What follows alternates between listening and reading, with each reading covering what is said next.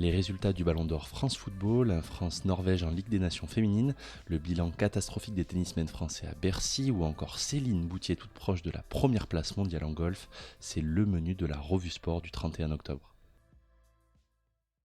The 2023 Ballon d'Or France footballer is Lionel Messi. Lionel Messi a remporté hier soir le 8e Ballon d'Or de sa carrière dans une cérémonie qui se déroulait au Théâtre du Châtelet à Paris.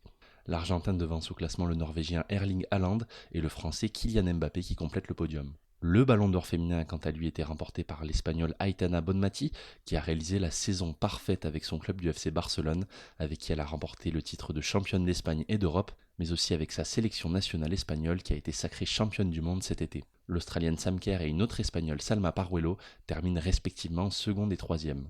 D'autres prix ont été décernés lors de cette cérémonie. L'Anglais Jude Bellingham a remporté le prix du meilleur jeune et le trophée Copa. Le portier argentin Emiliano Martinez a raflé le trophée Yashin, qui récompense le meilleur gardien. Erling Haaland est quant à lui le meilleur buteur de la saison et a obtenu le trophée Gerd Müller. Le Brésilien Vinicius Junior a enfin été récompensé pour son engagement caritatif avec le trophée Socrates. Manchester City a été sacré meilleure équipe masculine de la saison. Le FC Barcelone a quant à lui été récompensé chez les féminines. Et c'est reparti ce soir pour la Ligue des Nations féminines. L'équipe de France reçoit ce mardi la Norvège au stade Auguste Delaune de Reims. Et la confiance est de mise pour le sélectionneur Hervé Renard qui devrait aligner le même 11 titulaire qui a gagné en Norvège vendredi. Seul changement imposé pour le technicien, la suspension de Selma Bacha qui devrait permettre à Sakina Karchaoui de débuter dans le couloir gauche. Après 3 victoires en 3 matchs et déjà 5 points d'avance dans la poule 2 de la Ligue A, les Bleus ont une belle occasion de se rapprocher un peu plus d'une accession au Final Four en cas de première place. Les Rolex Paris Masters sont de retour depuis ce week-end à Bercy.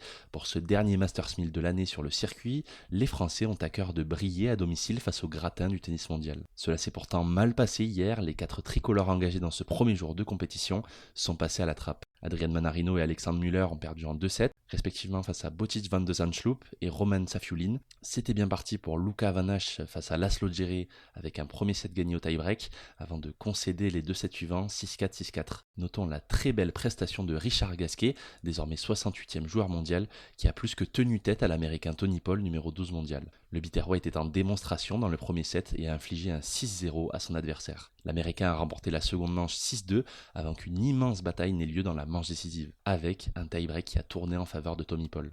On espère un meilleur bilan ce mardi avec 4 Français engagés, puisqu'Arthur Fils, Gaël Monfils, Hugo Humbert et Benjamin Bonzi entrent en lice aujourd'hui à Bercy.